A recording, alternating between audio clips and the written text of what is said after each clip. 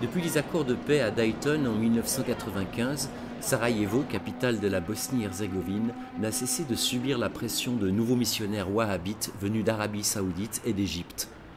Désormais, la vieille génération de musulmans hanafites voit s'installer au sein de sa communauté un nouveau courant salafiste wahhabite qui touche surtout les jeunes générations. Avec l'arrivée au pouvoir d'Alija Izetbegović, président du Parti national des musulmans de Bosnie, l'islamisme s'y est installé avec l'appui de l'OCI et de diverses ONG religieuses.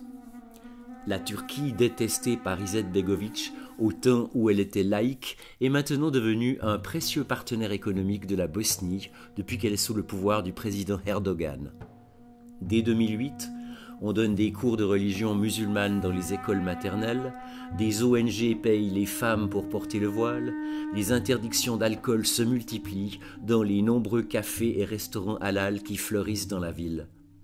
Depuis la fin de la guerre, on compte près d'une centaine de nouvelles mosquées en Bosnie, dont la construction est financée par l'Arabie saoudite, la Turquie, les Émirats arabes et même l'Indonésie. Mustafa Celik, président du Conseil des oulémas et personnage très influent du gouvernement bosniaque, a fait ériger ce bâtiment de 4500 mètres carrés qui héberge le siège de la communauté islamique ainsi que son propre appartement. La Bosnie accueille chaque année des dizaines de milliers de touristes venus des quatre coins du monde islamique.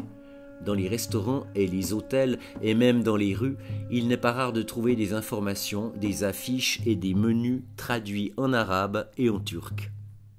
Au sud de Sarajevo, dans le village de Tarsin, des investisseurs koweïtiens construisent un domaine de 160 habitations avec centre commercial destiné uniquement aux acheteurs wahhabites. L'arabe y sera la langue officielle et les seuls bosniaques qui pourront y pénétrer seront le personnel d'intendance. On peut considérer que la Bosnie est une tête de pont des courants salafistes wahhabites en Europe.